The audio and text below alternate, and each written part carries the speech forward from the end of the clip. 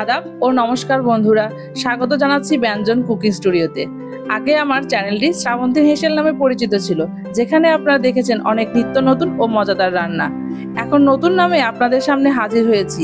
আজ আমি আপনাদের জন্য নিয়ে চলে এসেছি একদম মজাদার ও স্পেশাল রেসিপি ডিমের কোরমা।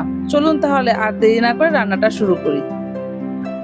মশলা হিসেবে আমি নিয়েছি পেঁয়াজ কুচি ও পেঁয়াজ বাটা, আদা ও রসুন বাটা, কাজু বাদাম বাটা, মরিচের গুঁড়া, স্বাদ মতো লবণ, আরও নিয়েছি আস্ত দারুচিনি ও এলাচ, নিয়েছি 5 থেকে 6টি ডিম ও দুধ। প্রথমে আমি ডিমগুলোকে সামান্য লবণ মাখিয়ে নিচ্ছি। এরপর চুলায় একটি ফ্রাই প্যান বসিয়ে দিয়ে দিচ্ছি সামান্য তেল। তেল গরম হয়ে গেলে ডিমগুলো সামান্য ভেজে তুলে নেব। ওই তেলে দিয়ে দিচ্ছি কিছুটা পেঁয়াজ কুচি। পেঁয়াজগুলোকে বেরেস্তা করার জন্য হালকা আঁচে বাদামি করে ভেজে তুলে নিচ্ছি।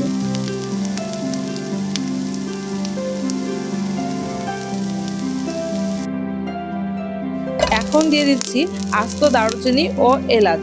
হালকা ভেজে দিয়ে দিচ্ছি পেঁয়াজ বাটা। পেঁয়াজ বাটাগুলোকেও একটু ভেজে দিয়ে দিচ্ছি কাজু বাদাম বাটা।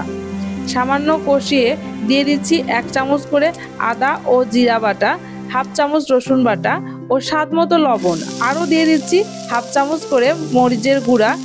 এরপর সমস্ত মশলাগুলোকে মিনিট 2 কষিয়ে নিয়ে এখন দিয়ে দিচ্ছি কিছুটা পরিমাণ চিনি। এরপর মশলাগুলোকে আরও একটু কষিয়ে দিয়ে দিব 1 বাটি পরিমাণ লিকুইড দুধ। দুধ ও মশলার মিশ্রণটি ভালোভাবে ফুটে উঠলে দিয়ে দিব ভেজে রাখা ডিমগুলো। এরপর 2 থেকে 3 মিনিটের জন্য ঢাকনা দিয়ে ঢেকে দিচ্ছি। 2 থেকে 3 মিনিট পর ঢাকনা তুলে দিয়ে দিচ্ছি 4 থেকে 5টি কাঁচামরিচ ও আগে থেকে ভেজে রাখা পেঁয়াজের বেরেস্তাগুলো। এরপর কিছুটা সময় হালকা আঁচে চুলার ওপর রেখে দিব। দেখলেন তো বন্ধুরা, কত সহজেই তৈরি হয়ে গেল মজাদার ডিমের কোরমা। চলুন বন্ধুরা, এবার চুলা থেকে নামিয়ে নেই মজাদার ডিমের কোরমা আর পরিবেশন করি সুন্দর একটি পাত্রে। আজ তাহলে এ পর্যন্তই বন্ধুরা।